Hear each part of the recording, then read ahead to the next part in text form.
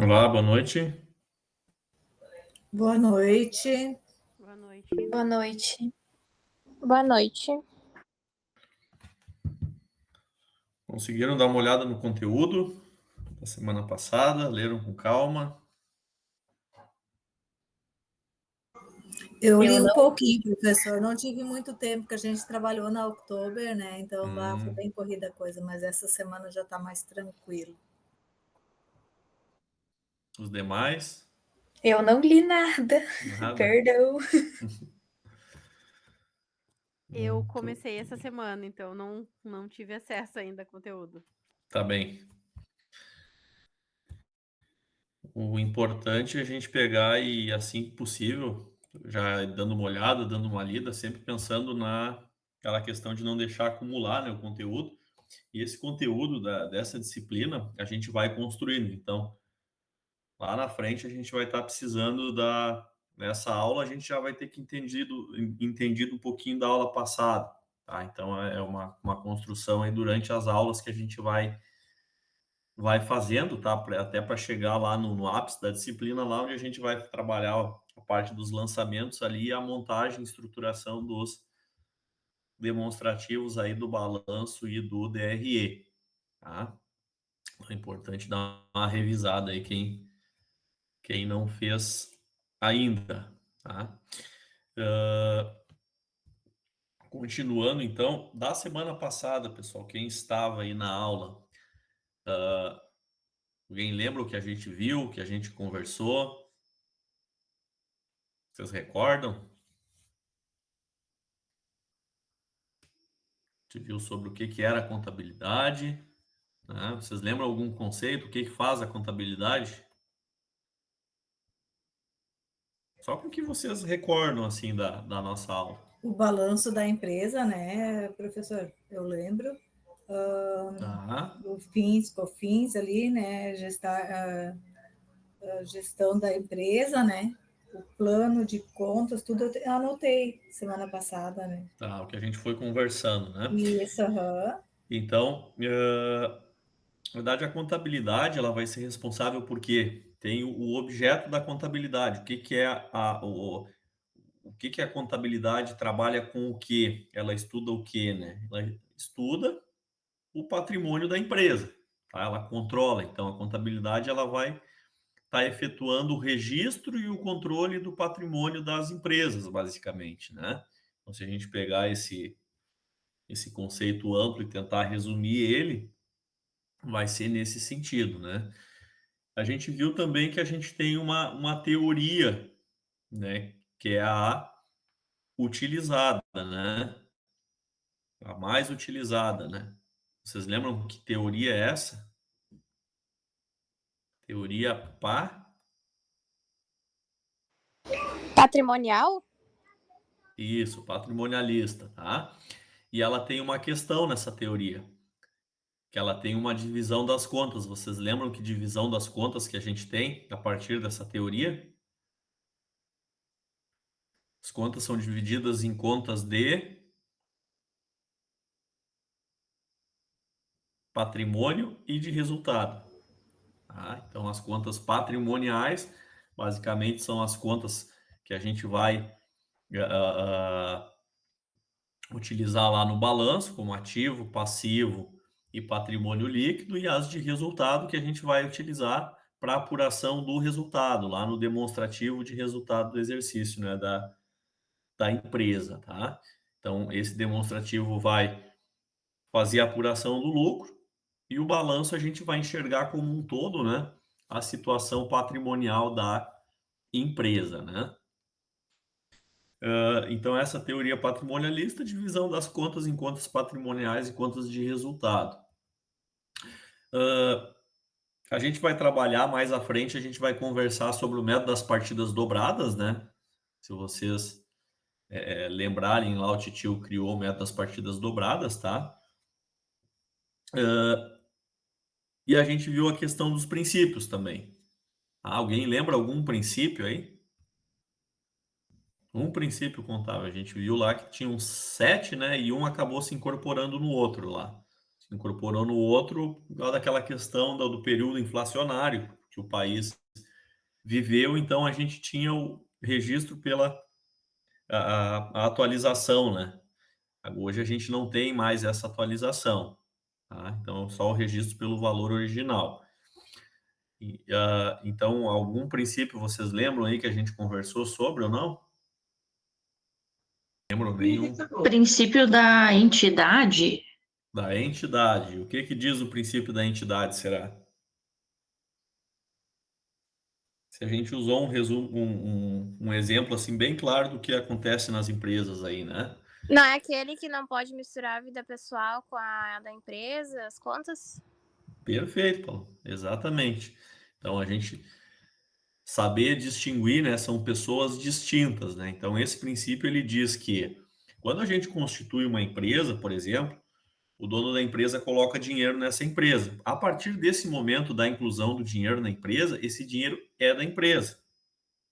Então, tu vai fazer o quê? Tu vai ter os recebimentos da empresa e os custos e despesas da empresa. Então, a vida particular do dono da empresa, ele vai resolver lá na casa dele, não é dentro da empresa. Se ele fizer algum tipo de retirada, ele vai retirar lá como retirada para o dono da empresa ou para o sócio, né? Mas não vai estar registrando contas pessoais deles dentro da empresa. Então é exatamente isso que o princípio da entidade diz. Tá? É saber distinguir essas coisas, né? Não é porque o cara é o dono da empresa que ele vai estar botando conta particular lá dentro da empresa para pagar. São coisas distintas, tá? Um outro princípio aí.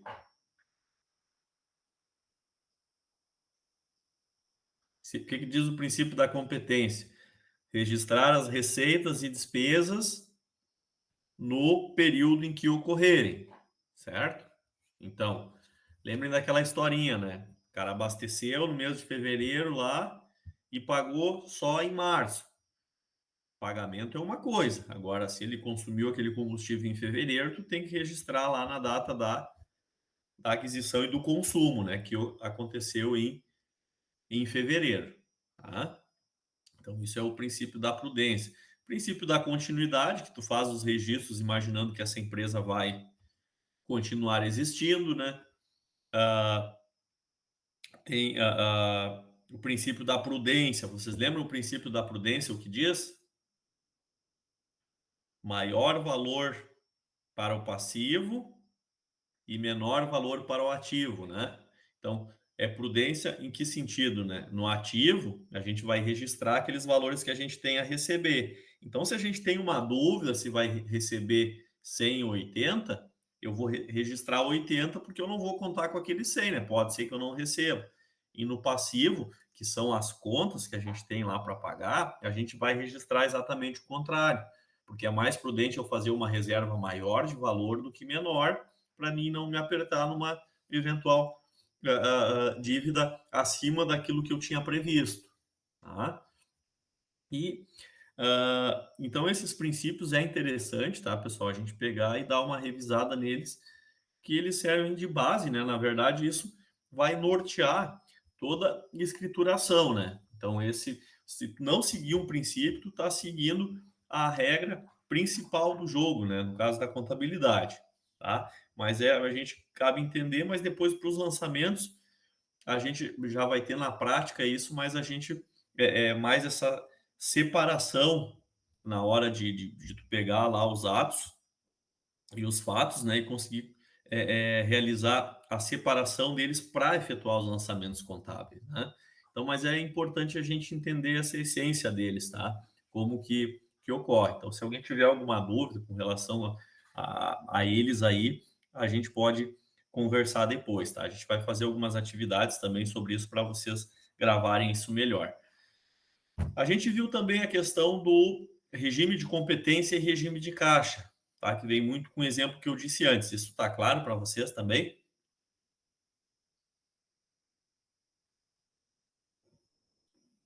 Lembram da historinha que eu falei que uma empresa pode quebrar mesmo vendendo muito? Quebrar não, mas eu digo ter problemas financeiros. Vocês lembram por que ela pode ter problema financeiro vendendo muito? Alguém recorda aí o que eu tinha falado?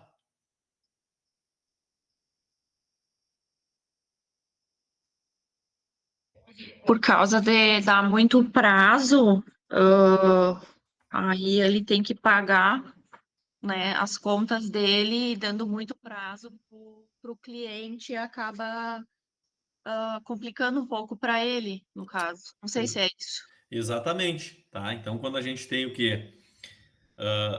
Eu vender é uma coisa, só que aí a gente tem dois tipos de venda, né? A venda à vista e a venda a prazo.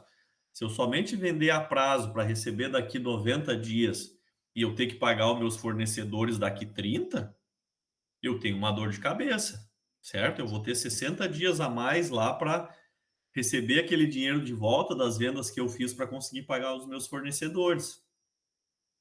Então, é importante o pessoal que trabalha com gestão financeira, ele busca equacionar isso, né? Essa questão da necessidade de capital de giro da empresa, que a gente chama na parte financeira, né? Esse cálculo que é feito de quanto eu preciso de dinheiro para mim estar financiando os meus clientes, as minhas operações da empresa, tá? Porque da onde que eu uma venda a prazo, na verdade, eu estou emprestando dinheiro para o meu cliente na forma de mercadoria, ele vai me pagar lá na frente. Então, se eu estou emprestando dinheiro para ele na forma de mercadoria, esse empréstimo, na verdade, eu tenho que tirar de algum lugar, certo? Então, da onde que eu vou tirar? Uma parte, o meu fornecedor me financia, porque ele me vende a prazo também, né? Então, a maioria das empresas compram para pagar parcelado para os seus fornecedores, né? Ou no mínimo 15, 20, 30 dias para frente. Só que aí nem tudo eu consigo receber de volta dos meus clientes. E uma parte já está lá no estoque. Então, eu tenho que buscar de outros recursos. Empresa que tem muito dinheiro não é o problema, porque ela tem capital de giro para fazer isso. Só que agora, empresas que trabalham sempre no seu limite lá orçamentário, financeiro, por vezes, tem que estar buscando dinheiro no banco para conseguir manter as suas operações, para conseguir manter essa equação fechando, né? Então, isso, o cálculo financeiro que a gente faz é em cima da necessidade de capital de giro, né? Mas não vai ser o nosso foco aqui, é mais para usar como exemplo para vocês entenderem, né? Essa questão do regime de caixa e regime de competência. Regime de competência, eu vou apurar se a empresa teve lucro ou prejuízo. Agora, a demonstração lá do fluxo de caixa que vai me dizer quais foram as minhas entradas e saídas de dinheiro propriamente dito da empresa, né? E o que eu vou estar precisando de recurso aí, né? Então, por isso que é importante a gente pegar aí e fazer essa distinção também. Certo? Tranquilo? E aí vocês viram lá as formas, né, que a gente tem, as técnicas, né, os métodos contábeis utilizados, ou seja, escrituração, auditoria, perícia, certo? E aí as áreas da contabilidade também, contabilidade tributária, contabilidade rural, contabilidade atuarial, tá? Então, são várias áreas, são vários tentáculos, eu sempre falo que a contabilidade tem, né? Tem a contabilidade fiscal, né? Então, são áreas bem, tanto que empresas que têm a contabilidade, não só os escritórios, mas as empresas que mantêm uma escrituração dentro da empresa mesmo, acaba tendo uma equipe bem grande e bem específica nas suas áreas, né? Principalmente a área fiscal, como eu tinha comentado, porque é uma área que demanda um empenho muito grande, uma dedicação para estar se atualizando aí com a nossa a legislação tributária do país, que é bem complexa e está em constante evolução, né? Eles querem até reduzir, simplificar um pouco isso agora com a unificação dos tributos aí nos próximos anos, né? Talvez vai ajudar um pouco, mas é uma área que demanda uma dedicação bem grande aí do pessoal, tá? Acho que da semana passada, eu acho, essa rápida revisão aí, era isso que a gente viu, né? Certo? Então, acho que vocês deem uma olhada com calma depois, quem ainda não se aprofundou. Tem aquela apostila lá, tá, pessoal? Que ela ajuda bastante, tá? Os slides aqui tá bem resumido, eu gosto de extrair um resumão assim para vocês entenderem de fato, porque senão é muito amplo o conteúdo. E nesses encontros eu tento passar o máximo possível, tá? Para vocês. Então, quem tiver alguma dúvida aí, por favor, me chame também que a gente vai esclarecendo, tá? Antes de continuar, eu vou fazer uma rápida chamada aqui, então só para ver quem está. Um pouquinho. Vou ver aqui. A Adriele. Aline. Não. Ana Júlia. Ana Flores. Ana Flores está ali. Adelaide. Aqui. Uhum. Claudete. Tá ali Presente. também. Uhum. Daphne. Daphne. Érica.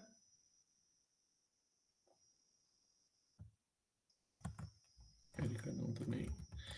Franciele. Jean. Aqui. Aí. Janaína. Aqui. Joyce.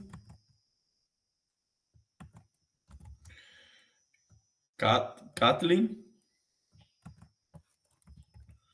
Laisla. Ou Laísla, tem um acento aqui. Litiele. Laura. Aqui. Paloma. Aqui. Sabrina. Stephanie.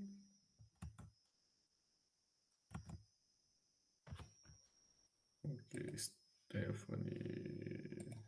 Não. Stephanie Thaís. Tem Stephanie Thaís e Stephanie Pereira. Deixa eu nem matar. Leandra. E Cristiane. Aqui. Cristiane tá aí. Uhum. Tá. Então, deixa eu compartilhar aqui a nossa aula de hoje. Professor, eu acho que eu ainda não tô na chamada, na lista. Eu comecei essa semana. Deixa eu ver aqui. Se não colocaram, Natana Oliveira, né? Isso. Uhum. Ok. Já coloquei aqui, daí eu falo com eles depois. Então, hoje nós vamos entrar no conteúdo sobre o patrimônio. Tá? Então, a gente já deu uma adiantada na semana passada. A gente viu o quê? Que o patrimônio nada mais é do que tudo que a empresa tem, além de tudo que a empresa deve. Tá? Então, isso é uma coisa bem importante a gente saber. Tá? Então, nessa parte do conteúdo do patrimônio, que provavelmente a gente não vai conseguir vencer tudo hoje, tá? A gente vai tratar sobre o conceito dele, o que são bens, direitos e obrigações, o aspecto qualitativo e quantitativo, a representação gráfica dele, que nada mais é como ele é demonstrado, né? A figura dele, a equação patrimonial, entender o que é o patrimônio líquido e a questão da origem e aplicação dos recursos. Tá? Então, são esses tópicos aqui que a gente vai tratar sobre o patrimônio. Tá? Então, conceito de patrimônio, tá? Bem básico. Sendo o conjunto de bens, direitos e obrigações avaliados em moeda, tá? Então, a gente vai estar mensurando aqui, mensurar é atribuir valor, vinculados a uma pessoa jurídica ou física, em um determinado momento, externando seu grau de riqueza. Então, olha só o que a gente já tem de importante aqui. Tudo aquilo que a empresa tem e deve, em valores, tá? Vinculados a uma pessoa física ou jurídica, num determinado momento. Então, quando a gente efetuar o balanço, tá? E o DRE, a gente vai considerar um período específico, onde vai demonstrar lá o grau de riqueza da empresa. Tá? Então, olha, itens importantes aí para a gente estar entendendo, né? Então, a gente tem que ler e tem que entender esse conceito. Tá?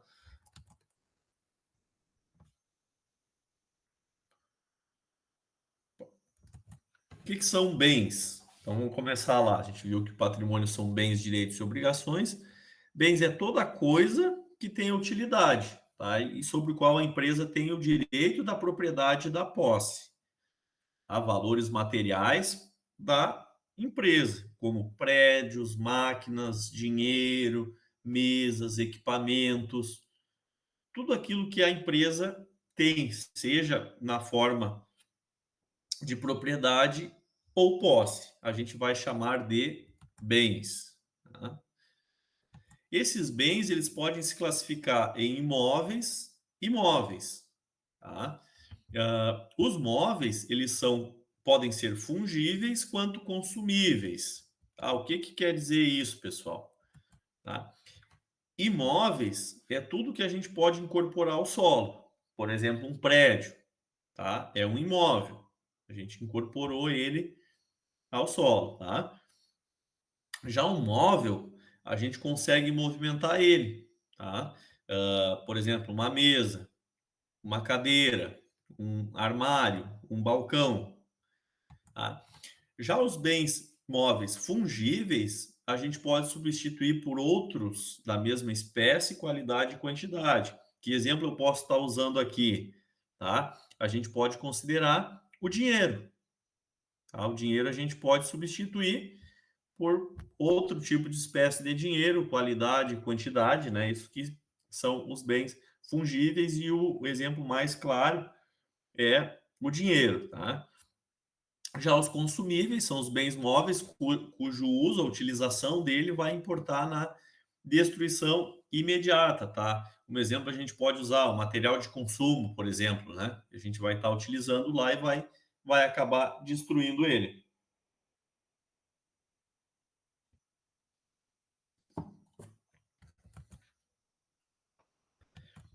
Os bens ainda a gente pode definir, tá, pessoal, como tangíveis, os que têm propriedade física, né, que a gente consegue tocar. Pode pegar o exemplo da mesa e da cadeira, tá? De um veículo, que ele tem uma propriedade física, né? A gente consegue visualizar ele, tocar ele. Já os intangíveis, tá? Aqueles que não têm propriedade física, por exemplo, marca, patente, mas vejam só a importância e o que a gente consegue extrair daqui agora, né? Tem empresas, por exemplo, que tem a sua marca tem muito maior valor que todos os bens tangíveis dela, que todas as suas propriedades físicas. Tá? Então, um exemplo mais claro que a gente tem, que o pessoal utiliza, é a própria Coca-Cola. Tá? Então, a marca dela vale muito mais que as propriedades físicas da empresa. Tá? Então, para a gente ter uma ideia, e essas marcas, tá, pessoal, para vocês agora, quem não tinha entendido muito bem ainda, tudo que a empresa tem, ela vai constar lá no balanço, inclusive as suas marcas. Tá? Marcas ou patentes, tá, pessoal? Porque se tem uma empresa lá que criou alguma coisa nova, ela é patenteada, né? Então, o que é uma coisa ser patenteada? Alguém sabe o que é uma coisa patenteada? Se eu não me engano, é quando tu, por exemplo, faz a. Agora não sei se eu não vou falar besteira. Não. Quando tu faz uma marca, tem que patentear, né, no teu nome, tipo, que tu criou, não é isso? Quando tu cria alguma coisa nova, tá? Seja um produto, eu criei um óculos aqui diferente, que não existe ainda. Eu vou lá, faço o registro dele, tá? Tem o INPE, que é o Instituto Nacional da Propriedade Intelectual. Tu paga uma taxinha, tu faz o registro disso, e se alguém quiser se utilizar daquela marca, vai ter que estar te pagando lá os royalties para a utilização, para a produção daquilo, né? Tem uma data de validade, que agora não vou me lembrar quanto tempo, mas a partir de X anos aquilo passa a se tornar público, tá? Mas até então, essas patentes, por exemplo, as empresas que criam coisas novas e fazem esse registro da patente, elas vão ficar com o direito, tá, de uso semelhante ao que acontece aí com as músicas, né? Tem gente que vive só dos direitos autorais de música, né? O cara cria uma música, estourou, tá? Então, durante X anos, tu vai, se alguém quisesse utilizar ou criar esse produto que tu fez lá, se usar daquele modelo, eles vão ter que te pagar lá, tu vai ter que negociar com eles para liberar essa utilização, tá? Então, esses valores, sejam de marcas ou de patentes, que são coisas, tá, pessoal, intangíveis, aqui não tem propriedade física, né? Tu criou um negócio lá, mas ele não tem. Eu tenho um documentado lá como é que é feito. Ele não existe aquele troço. Pode até existir, tá? Mas eu tenho só o registro dele. E isso é uma coisa de muito valor, então ele vai ter o seu registro lá no ativo da empresa como um bem, tá? Certo? Entenderam essa questão dos tangíveis e intangíveis? Intangível, um exemplo, marca da empresa. Tá? A marca lá, Coca-Cola, vale um monte de dinheiro. Tá? Então vai ficar registrado lá como marca da empresa no seu balanço patrimonial, mesmo que não tenha propriedade física, né? Os direitos são os bens que nos pertencem, mas eles não estão no nosso poder, certo? É uma coisa nossa, só que está na posse de terceiros. Por exemplo, dinheiro aplicado em banco, vendas a prazo que eu fiz para os meus clientes. Eu passo a ter, quando eu vendo alguma coisa a prazo, eu passo a ter um direito, tá? Eu tinha um bem na forma de mercadoria em estoque, quando eu vendi para o meu cliente, eu passo a ter agora um direito, porque a posse que eu tinha agora está na posse de terceiros. O bem que eu tinha está na posse de terceiros, então eu tenho o direito de receber aquele valor conforme acordado lá no contrato, na forma da venda, enfim, né? Como que aconteceu a negociação. Tá? Um adiantamento a fornecedor, tá? Também é um direito, certo? Entre outros exemplos aí que a gente tenha, tá? Dinheiro aplicado em banco, tá, pessoal? Só fazendo um parênteses aí, porque tem autores que consideram como direito, tem autores que consideram não como um direito, mas que por mais que esteja aplicado no banco, a posse ainda é da pessoa, porque a pessoa tem livre-arbítrio de movimentar aquele recurso, tá? Então, dentro dessa classificação aí entre dinheiro aplicado, o dinheiro aplicado em banco entre bens ou direitos, né? Então, vale as duas alternativas para essa opção, tá? Pode ser tanto um bem quanto um direito, tá? Então, porque tem autores que entendem do jeito, autores que entendem do outro, mas isso acaba assim não sendo irrelevante para nossa irrelevante para nossa discussão agora. Que o entendimento é a gente ampliar, entender o que são bens e direitos, tá? Entender que são elementos que fazem parte do nosso ativo, tá? Vendas a prazo, por quê? Então, como eu falei, tu vendeu a prazo para o cliente, tu vai ter um direito para receber. Adiantamento a fornecedor, tu pegou e pagou antecipado lá um valor para o teu fornecedor. Depois ele tem um direito de receber uma mercadoria dele, certo? Obrigações. Bens em nosso poder que pertencem a terceiros. Então, aqui agora a gente, antes, bens e direitos são coisas nossas. Agora, obrigações são coisas de terceiros que estão na nossa posse. Então, salários a pagar. A conta salários a pagar, tá? É uma conta lá do passivo, por quê? Porque se refere às horas trabalhadas dos funcionários da empresa, dos colaboradores. Então, por isso que é uma obrigação da empresa, tá? Aproveitando aqui, já eu adoro fazer parênteses nessa disciplina que eu vou explicando, né? Os detalhezinhos, tá? Então, por que é salários a pagar? Tá? Então, vamos lembrar, regime de competência. Então, o colaborador lá, o funcionário, enfim, né? Começou a trabalhar dia 1º de março. E trabalhou até 31 de março. Normalmente, que dia vocês recebem o salário? Dia 5. Dia 5, né? Então, de março, tu ia receber dia 5 de abril. certo?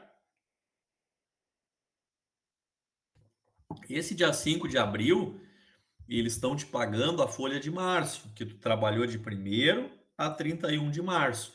Então, a contabilidade vai chegar final de março, ele vai registrar lá valores em salários a pagar de 1º a 31 de março, X reais para Cristiane. Então, vai ficar registrado lá no final de março esse valor como uma obrigação referente à tua mão de obra. Então, tu prestou um serviço na forma de mão de obra para a empresa e ela tem uma obrigação contigo para te pagar, e lá no dia 5 ela pega e tira desse valor que ela registrou como obrigação e faz o pagamento do teu salário. Certo? Então, por isso que é uma obrigação, tá? Porque lá no final do mês são registrados os valores referente à folha dos trabalhadores que vão ser pagos lá no dia 5, no 5º dia, no dia 10, de acordo com a negociação lá sindical da categoria, enfim, ou da própria empresa, política da empresa, né? Se não tem funcionários vinculados a uma categoria específica aí de sindicato, certo? Empréstimos bancários também são obrigações, porque quando a gente pega um empréstimo, a gente registra esse valor. Lembra? Tudo aquilo que a empresa tem, só tudo aquilo que a empresa deve também. Então, se eu pego um empréstimo de 1 milhão lá no banco, lá no meu passivo da empresa, nas obrigações, vai constar esse valor de 1 milhão de empréstimo.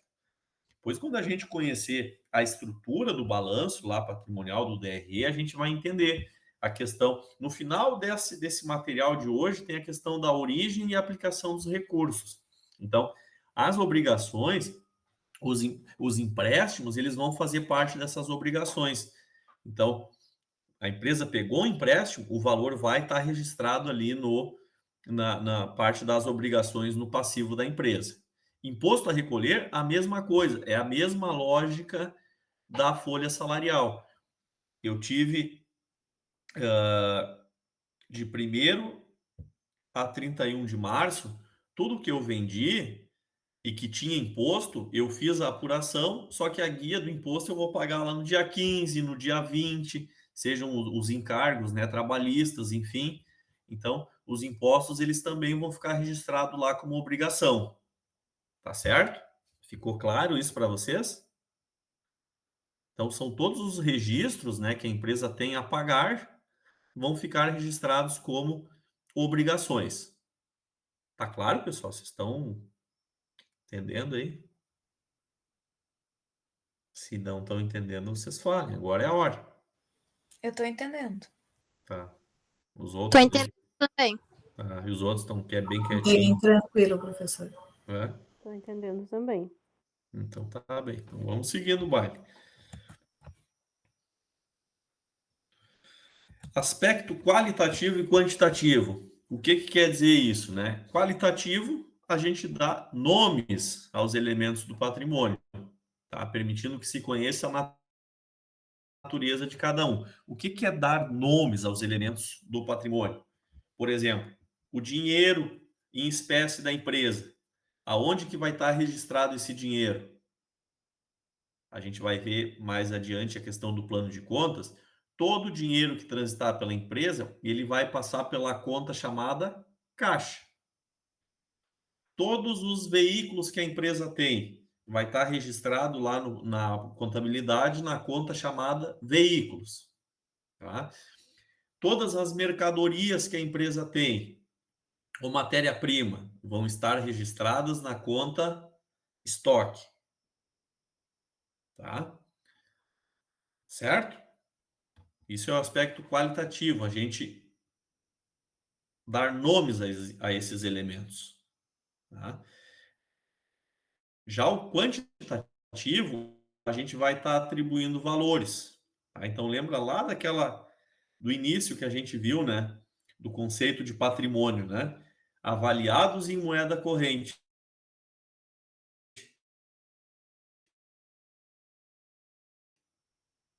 Tá? Em elementos. Porque não teria lógica, né?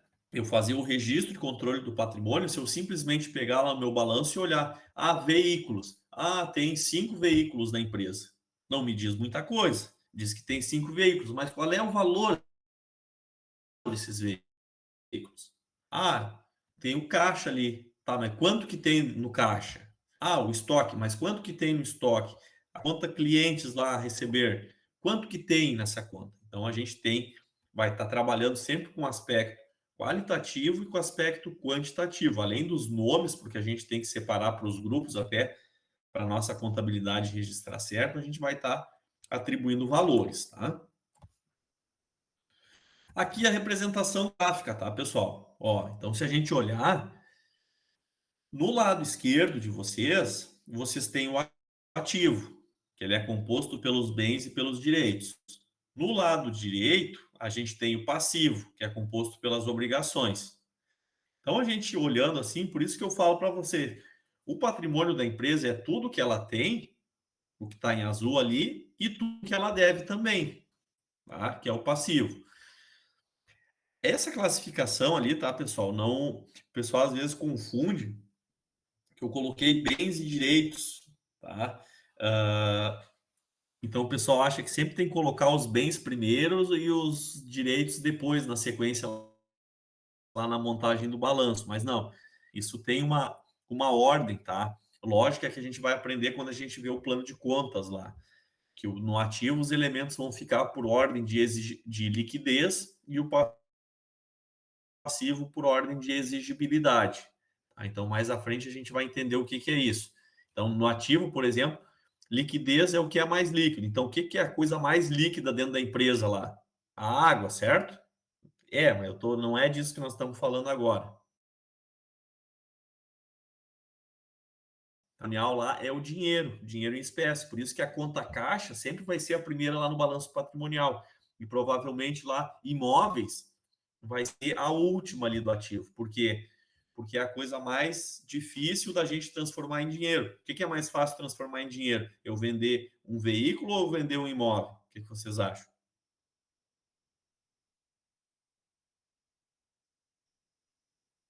Um veículo?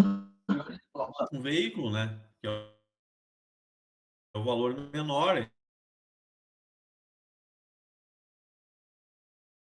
Isso que a conta veículos, depois a gente vai aprender lá no plano de contas, ele vai ficar na frente dos imóveis, tá?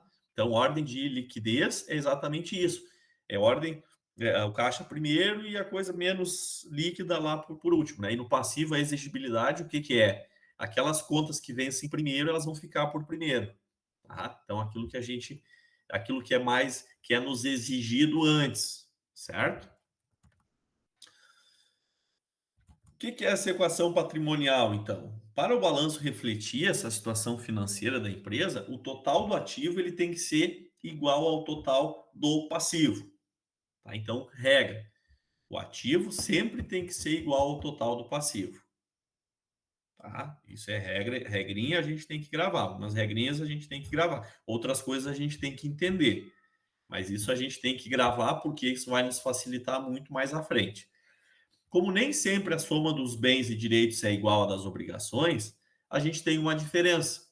Por exemplo, se eu tenho de bens e direitos R$100 e de obrigações 80, eu tenho 20. O que esse 20 se chama? A gente vai chamar ele de patrimônio líquido, porque, como o próprio nome já diz, é aquilo líquido lá do patrimônio. Nosso contra-cheque não tem lá o valor que a gente ganha descontando as obrigações, seja lá os encargos, né? Seja os descontos legais que tem, enfim, tem o valor líquido do salário. O patrimônio líquido, a gente vai descobrir ele através do quê? Tudo que a empresa tem menos o que ela deve. E vai ficar, pela regra contábil, mais à frente a gente vai entender, do lado do passivo. Tá? Então, a gente vai ter essa representação gráfica aqui. Então, o total do ativo, se os bens e direitos ali somarem R$100 e eu ter 80 de obrigações, quanto vai ser o meu patrimônio líquido? 20? 20. Por quê? Porque obrigações mais patrimônio líquido tem que fechar os mesmos 100 que eu tenho lá no meu ativo. Tá? Por que isso, pessoal? Conforme a gente for conversando aqui durante os encontros, Isso se dá pela utilização do método das partidas dobradas, tá? E aí, por isso que eu adoro. Contabilidade eu adoro por causa disso, que não tem erro. Se tu colocar alguma coisa em algum lugar, tu automaticamente tem que dizer da onde tu tirou. E é isso que vai fazer essa mágica acontecer aqui da gente conseguir fechar essas contas, tá? Então a gente sempre vai tirar ou do passivo para mandar para o ativo, ou do ativo a gente tira de uma conta e coloca na outra. E essa mágica vai acontecendo de tal forma que sempre o total do ativo tem que fechar com o total do passivo, tá? Por isso que é importante essa construção ao longo das aulas aí para a gente entender bem isso aí, tá? Patrimônio líquido, a situação líquida, então vem do que? Dos investimentos iniciais, lá quando a empresa abriu, dos novos investimentos e dos lucros e prejuízos acumulados. Tá? Temos assim a equação fundamental do patrimônio. Se eu perguntar lá para vocês na prova, qual é a equação fundamental do patrimônio? Ativo menos passivo igual a situação líquida. Se eu ampliar isso, o que eu vou dizer? Ativo é igual ao quê? Bens e direitos menos o passivo, que são o quê? As obrigações, igual a nossa situação líquida. Tudo que a empresa tem menos tudo que a empresa deve, vai dar a situação líquida dela.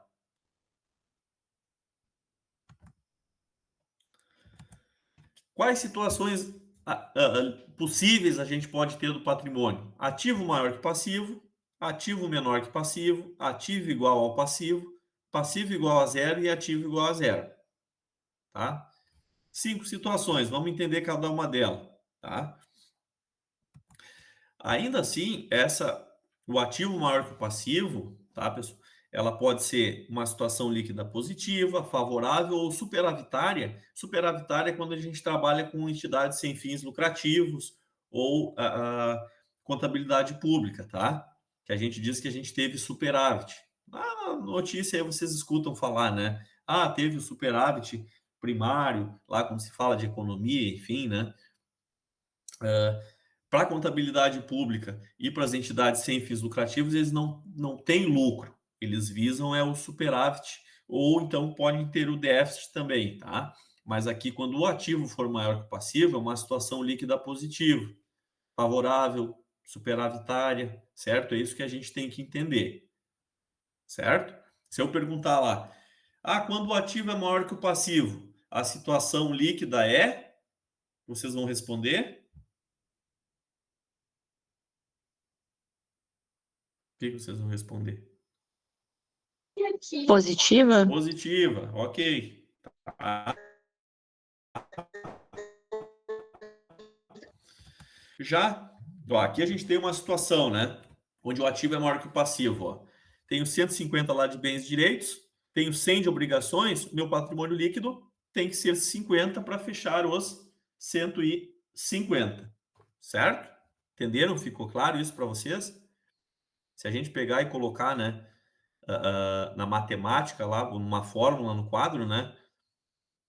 150 menos 100 igual a 50, né? Então a gente vai fazer a conta lá, a gente vai ter que chegar naqueles 150, o sinal de igualdade, né? 150 de um lado, 150 do outro, tá? Entenderam essa representação gráfica aqui do patrimônio líquido 50 positivo, ativo maior que passivo? Sim? Posso ir para o seguinte? Sim. Ativo menor que passivo. Contrário da outra, né? Situação líquida negativa, desfavorável, deficitária, ou então passivo a descoberto. Tá? Então, passivo a descoberto a gente chama quando a gente deve mais daquilo que a gente tem de bens e direitos da empresa. Então, eu tenho 150 de ativo. De conta para pagar, eu tenho 160. Então, olha só, se eu vender tudo aquilo que a empresa tem e receber todo o dinheiro que a empresa tem para receber, eu fecho a empresa e eu ainda vou ficar com uma dívida de 10. Por isso que é descoberto. Quando o patrimônio líquido ele passa a ser devedor negativo, ele fica entre parênteses. Então, ele diminui do 160 para demonstrar exatamente que ele está esse passivo a descoberto. Esse aqui ficou claro para vocês?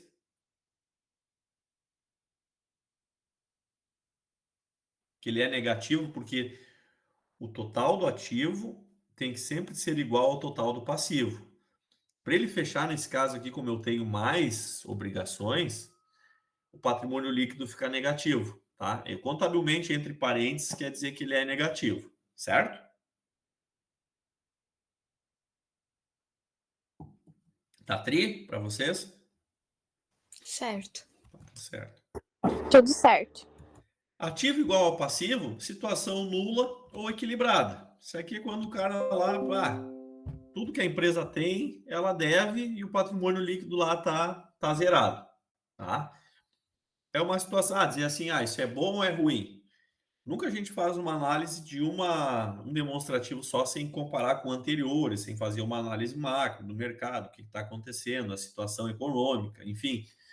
Mas aqui é para a gente entender uma situação em que o ativo é igual ao passivo e o patrimônio líquido está zerado. Tá? Outras situações. Então, vocês viram que a gente sempre teve o ativo e passivo maiores que zero.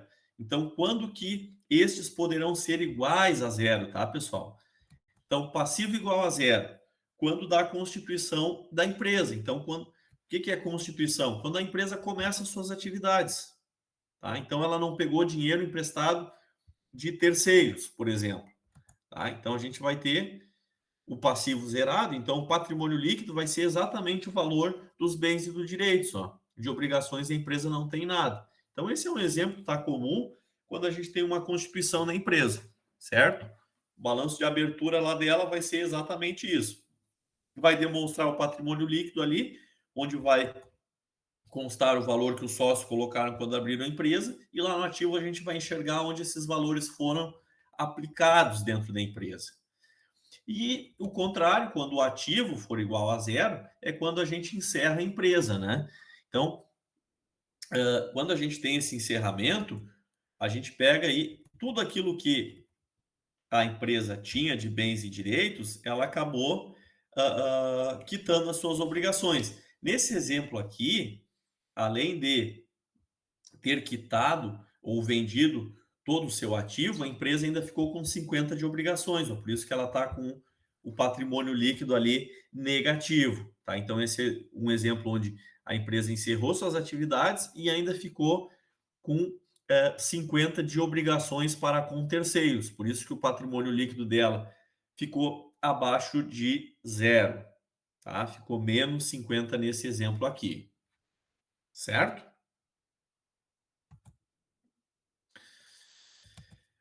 Uma coisa que vocês não sei se perceberam, mas ativo e passivo, eles somente são maiores ou iguais a zero. Somente a situação líquida, o patrimônio líquido, que ele fica igual ou maior que zero. Tá? Desculpa, menor, igual ou maior que zero. Vocês notaram nos 3 exemplos que a gente, nos 5 exemplos que a gente viu, sempre o ativo ou passivo, eles eram iguais ou maiores que zero. Já o patrimônio líquido, ele ora era positivo, ora era zerado e ora era negativo. Então, somente o patrimônio líquido ele pode ter essa situação. O ativo e o passivo, eles sempre vão ser iguais ou maiores que zero. Isso é importante a gente entender. Tá? Quando a gente tem essas alterações da situação líquida, né? Então, o patrimônio ele está passando por várias mudanças. Tá? Então, que os titios lá da administração tomam acontecimentos imprevisíveis, enfim. E a gente tem os chamados atos e fatos administrativos. O que são os atos e fatos administrativos? O ato administrativo, ele não altera o patrimônio. Então, por exemplo, a assinatura lá de admissão do funcionário, assinamos um documento lá de um contrato lá para comprar mercadoria. Tá? Isso não mudou nada. Um fato administrativo foi registrado, mas o que vai gerar o registro contábil é a partir do fato administrativo, que aí vai alterar o patrimônio. Por exemplo, compramos a mercadoria, vendemos, isso através da emissão de notas, tá? O pagamento, quando ocorre, certo? A entrada e saída de dinheiro, aí sim a gente vai estar efetuando os lançamentos com base nesses fatos administrativos, tá? E A partir da semana que vem, eu já vou pedir para vocês darem uma olhada, e aí eu já vou postar uma atividade para a semana que vem para a gente identificar alguma coisa a respeito dos fatos permutativos, modificativos e mistos, tá? Eu não quero avançar aqui agora para não acabar misturando, até o nosso tempo já está um pouquinho curto, mas a gente tem 3 tipos de fatos, tá? Os permutativos, modificativos e os mistos. A gente vai aprender cada um deles, tá? Permutativos, tá? Quando a gente simplesmente troca elementos entre o ativo e o passivo sem que há alteração no patrimônio líquido, tá? Os modificativos, a gente tem alteração ou diminuição do patrimônio líquido. Já os mistos, além de ter trocas entre os elementos do ativo e do passivo, a gente ainda tem aumento ou diminuição do patrimônio líquido. Então, eu peço que vocês deem uma lida com calma, para vocês já entenderem, para a semana que vem a gente trabalhar com isso, além de começar vendo aqui a questão da origem e aplicação dos recursos, tá? O que são recursos próprios e o que são recursos de terceiros, tá? Então, a partir da semana que vem, a gente vai entrar nesse conteúdo. Essa semana eu vou estar postando também uma atividade para a gente fazer e vai estar e vocês vão estar acessando lá pelo virtual para realizar, já para vocês praticarem sobre esse conteúdo que a gente viu até aqui, vocês conseguirem gravar bem esse conteúdo, tá? Importante para as próximas etapas a gente estar com esses conceitos aí na ponta da língua. Até aqui, pessoal, desculpa, eu falei um pouco rápido hoje aí, mas ficou claro para vocês o que a gente viu hoje? Vocês conseguiram entender essas questões? Muito bem explicado, professor. Sim, bem tranquilo. Tá Sim, bem? tudo certo. Aproveitem, casem esse material. Vou estar postando já mais o plano de contas ali para vocês darem uma olhada. Casem esse material com aquela apostila. Se vocês ficarem em dúvida alguma coisa, busquem ele naquela apostila lá de auxílio, tá? Para vocês buscarem entender que isso vai facilitar um monte ali na frente quando a gente está realizando esses lançamentos. Tá? Vai estar postado no AFA, professor? Vou estar postando, Tá. Vou colocar ali, vocês podem acompanhar, sempre vai estar organizado ali pelas nossas aulas, tá? Para vocês entenderem, porque vocês vão ver que vão chegar lá no final, vocês vão ter um outro entendimento sobre essa questão da evolução do que ocorre dentro da empresa, né? O porquê que é assim, o porquê que o cara lá da contabilidade às vezes fica te cobrando aquelas notas que estão escondidas lá, né? Ou que estão esquecidas dentro da gaveta, né? Então tem tudo uma lógica por trás disso e a gente vai buscar esse entendimento. Tá certo, pessoal? Hoje nós vamos parar por aqui, então. Antes de finalizar, mais alguma dúvida, alguma questão, alguma coisa? Tudo tranquilo, professor, por mim. Tudo tranquilo? Só assim, dedicação, tá, pessoal? O fato de ser EAD demanda uma dedicação muito maior, tá, de vocês. Então tem que estar dando uma olhada, buscando esse entendimento, e a tiragem de dúvidas é aqui. Vocês podem me mandar, tá? Fala, não tem hora para isso aqui. Pode mandar que assim que eu conseguir, eu estou retornando aí, respondendo para vocês, tá bem? Muito obrigada, professor. Uma ótima semana para vocês aí, e qualquer dúvida fico à disposição. Não deixe de acessar o AVA, assim que eu postar lá a atividade, eu vou estar divulgando ali no grupo também para vocês, tá? Uma boa noite bom, a tchau. Tá todos. certo, obrigada, professor. Boa Tchau, noite. tchau. Boa noite, tchau, tchau. Boa noite. Boa noite.